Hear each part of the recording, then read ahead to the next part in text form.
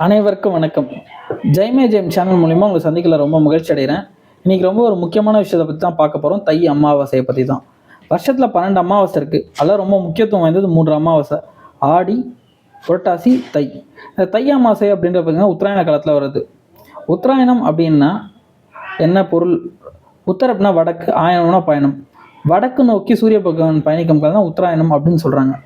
இந்த காலகட்டம் வந்து பார்த்திங்கன்னா தேவர்களுக்கு வந்து பகல் பொழுது.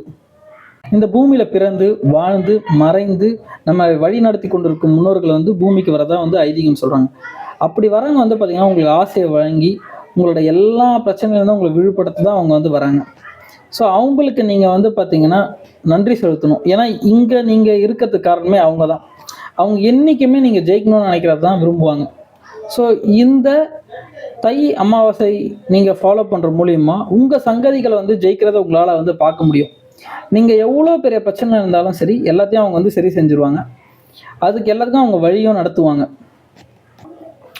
உதாரணமாக பார்த்தோம்னா ஃபினான்ஷியல் ப்ராப்ளமு, ஸோ குழந்தைங்களுக்கு வந்து மேரேஜ் பண்ணணும்னு நினைக்கிறவங்க, அடுத்துக்கு வந்து பார்த்திங்கன்னா குழந்தைக்காக வந்து முயற்சி செய்கிறவங்க, அப்புறமா ஜாப் சேஞ்சஸ்ஸு, அப்புறமா வந்து பார்த்திங்கன்னா எஜுகேஷன் அப்ராட் போகணும், இந்த மாதிரி நிறைய ஆசைகள் நமக்குள்ளே இருக்கலாம்.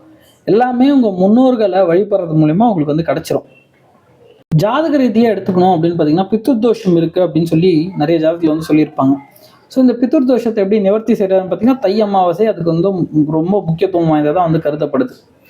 ஸோ யார் இந்த தை அமாவாசையை ஃபாலோ பண்ணுறாங்களோ அவங்களுக்கு அந்த பித்ரு தோஷம் வந்து கம்மியாகும். ஸோ இது மூலிமா வந்து பார்த்திங்கன்னா உங்கள் சங்கதிகள் வந்து ஈஸியாக எல்லாத்துலேயும் ஜெயிக்க முடியும். உதாரணமாக நம்ம குழந்தைகள் வந்து எல்லாத்துலேயும் வந்து சிறப்பாக வந்து வர முடியும்.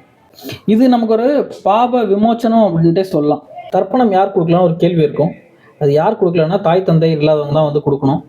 ஸோ எப்படி கொடுக்கணும் அப்படின்னு பார்த்தீங்கன்னா காலையிலே சீக்கிரமாக இருந்துட்டு வீட்டு பக்கத்தில் இருக்க நதியோ குளக்கரையோ அங்கே போய் ஸ்நானம் செஞ்சிடலாம். அப்படி முடியாதவங்க வீட்லேயே வந்து தலையை குளிச்சுட்டு பக்கத்தில் எங்கே தர்ப்பணம் தராங்களோ அங்கே போய் கொடுக்கலாம்.